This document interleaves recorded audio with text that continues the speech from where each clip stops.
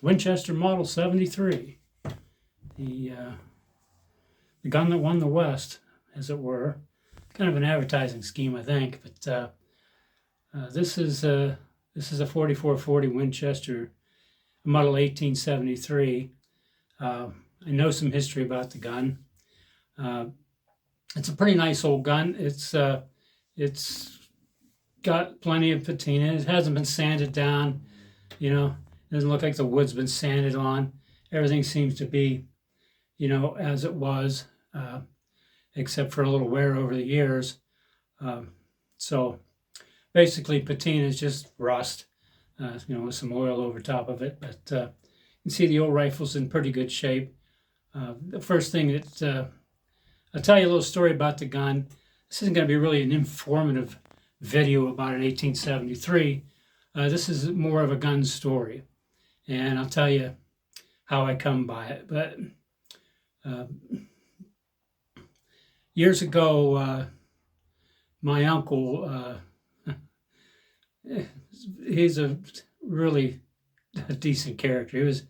He worked on the drilling rigs. He had his own company for quite a few years, and he was a well digger or driller.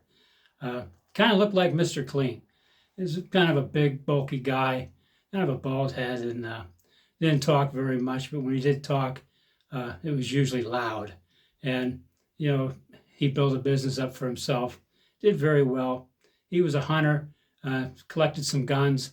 And we always talked about that when we got together as family picnics and reunions and things like that. And, he'd been to the house here and he'd seen some of my collection. And I mean, many, many years ago, he sold me one of my first revolvers. And he had called me up and he'd said, hey, he says, I have something I want to show you.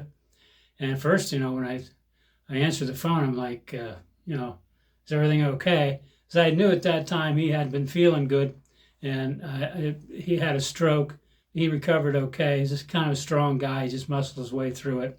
Never really stopped working. He's in his 70s, and he's still going strong. And I told him I'd stop out, and he drug this old rifle out, and he said, what do you think it's worth? And at the time, I said, I really don't know anything about classic guns like that. I own some old guns, but I'm not much of a collector of guns. I'm more of an eclectic collector of just things that I get a good price on that I find interesting. So we talked about it a little bit, and he told me his story. He says, look, I want to sell this rifle. The guy up the road offered me this much, and he says, I'll sell it to you for this much. And it was quite a bit less. So I said, well, yeah, I'd be interested. And my aunt was there, and, what he wanted the money for, basically, he had a bulldozer that broke down. And I guess my aunt and him argued a little bit about spending the kind of money to get the bulldozer going. And you want to get the bulldozer going and get it running and get it sold. And I think he just thought of me, and however that worked out. But I bought the rifle off of him. But before I bought the rifle off of him, he told me the story about the rifle. And that's what I'm here to do. I'm going to share with you the story about the old 1873. So the 1873 Winchester that was my uncle's, he shot his first deer with. Now, he was a young man at the time, and this is the rifle that his dad had, and his father before him, the way I understand it. This is what he toted around the woods, and this isn't a light rifle, and my uncle was quite young at that time, and this, like I said, he was in his 70s when he sold it to me, so you can imagine how old and how many years he had it before he had sold it to me.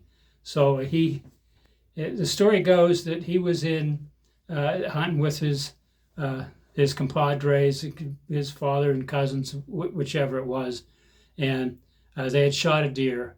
And he was standing there, and I guess they were field dressing the deer. And he says, hey, there's a deer. And, they didn't pay no attention to it. He's just a kid.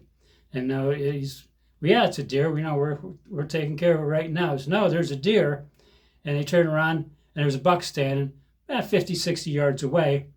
And And he told him, "Hey, shoot the thing," So he lifted up this old rifle and he cocked the hammer back and he shot. She shot, and the deer dropped immediately. And when they walked up, he had shot it in the head. So uh, that was the story that I got when I got the rifle. The really interesting old story, and this gun put meat on the table many years ago, and they've had it out hunting. And I'm sure it's put more than just that meat on the table. That being said, I got the old rifle, and I had it for a couple of years, and I decided, hey, I'm gonna start,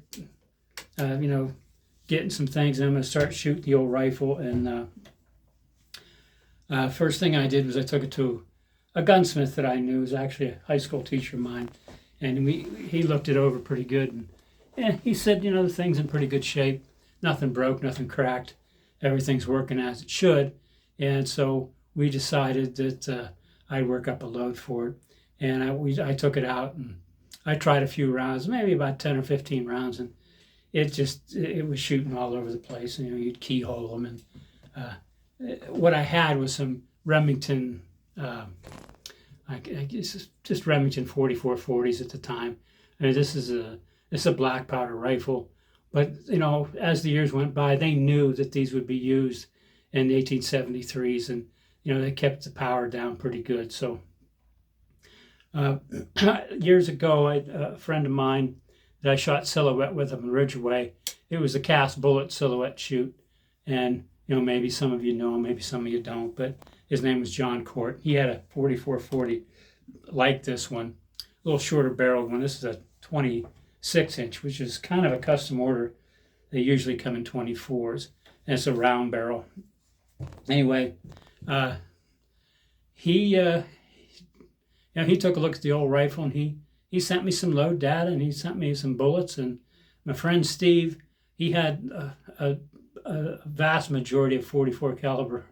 He shot 44 Magnum quite a bit, and he had 3 or 4 different bullets for me to try. And my friend Steve, and I've known Steve my whole life since I was 10 or 11 years old, and we're still great friends today. And he fixed me up too, and I tried the different bullets, and I finally got a combination that worked well in the rifle. It was big enough around its diameter to shoot through the rifle, and it shot pretty decent. I'm not gonna say it's not a tack driver, but 50 yards you could hit a 3-inch bullseye just about every time. And I did take it out to Ridgeway, and I like to shoot the cowboy silhouettes out there, and I did just for fun. We shot, I think it was between matches or after the match, and I was able to knock down rams at 100 meters with it, and that was kind of fun too. So, the old rifle still has what it takes to, put game on the table if I ever want to. I'm kind of a little past that now, but I got other guns that I can take. But it's such an honor to be considered for something like this, and it's just a nice old rifle. You can see condition. It's pretty much, just original, and I've enjoyed having it, and I've enjoyed shooting it, and it's kind of a conversation starter when you go out in the woods or you go out in the shooting range and you haul one of these out, and everybody takes a look at it. And at one time we were at the big range, and I Hail Married a round down at 200 meters at the chickens and knocked one off. Now, that was kind of a fluke, because I tried 5 or 6 more times. I didn't even see where the bullets went, but that was kind of a cool thing too. So I had a lot of fun with the old rifle, and I still shoot it and load for it today. You can see, let's set this down, see what the rounds look like here. You can look and see that they're just a big round lead bullet. There's a very light charge in there. Again, you're working with a gun that's developed for black powder, so you got to be careful and make sure that you're not giving it excess pressure, because they didn't have they had the toggle locking system. Although I think they kind of underrated the toggle link system, but it's plenty strong. I'm not saying you want to shoot anything high power out of it, but it worked for 100 years, 150 years. So I don't see where the issue, they still make them today. So, I mean, I'm sure the metallurgy is better today than it was back in these days, but uh, I never seen any signs of pressure when I shot the thing. So just a nice old rifle, and I wanted to share it with you guys and give you the story behind the old 1873 Winchester. Nice old rifle, and I'll still be shooting it this year. Part of the story too is I've got a lot of lever action rifles and 357 and 45 Colt, and a couple 30-30s. I got an old 30-30 with an octagon barrel, 19 maybe 12, and I think that's when the thing was made. And a couple years ago, I think it was not this Christmas, the Christmas before, the kids and my wife got together and they bought me an 1873, original 1873 and 3220, which I'll give you a look at here in another video.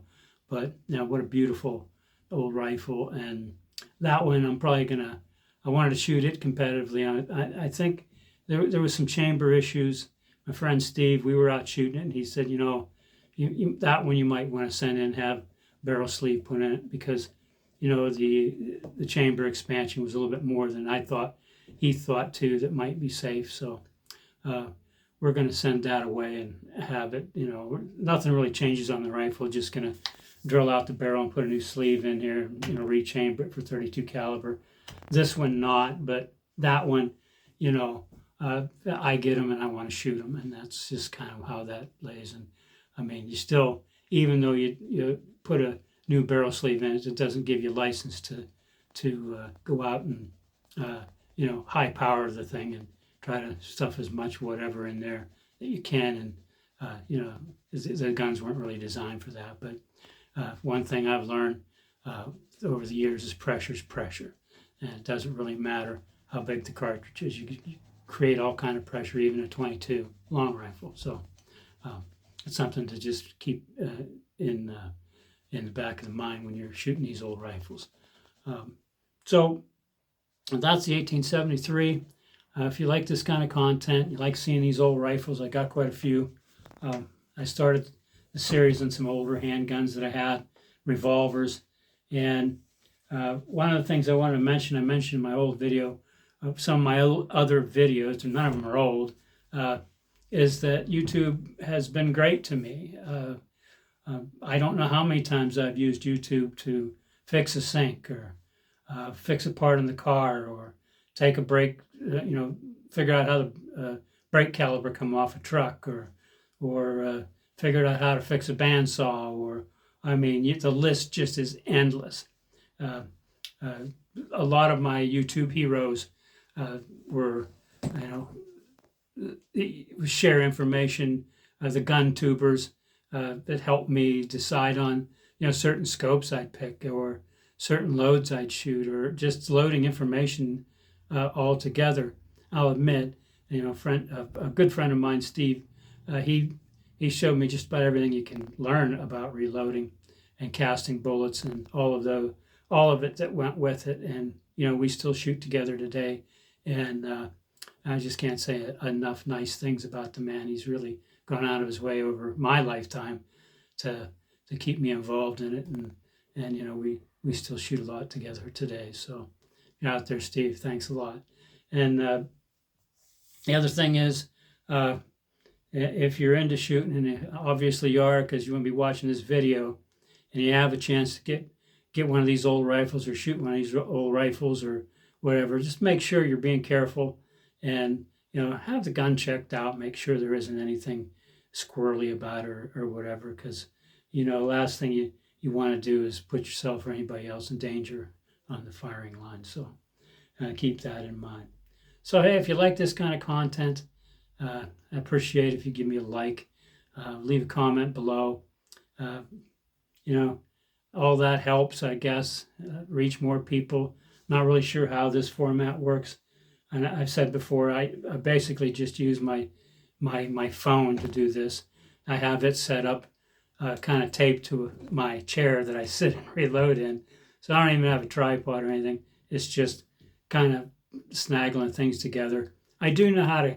I just learned recently how to cut, and because I'll cut out the part where I come around and sit, and then I'll cut out the part where I go shut the camera off. But other than that, I really don't know how to do anything else. So I'm sure I'll find a video on YouTube on how to do that, but just not that diehard into it yet. And we'll see how it goes. So I appreciate your time. Hey, thanks a lot for watching my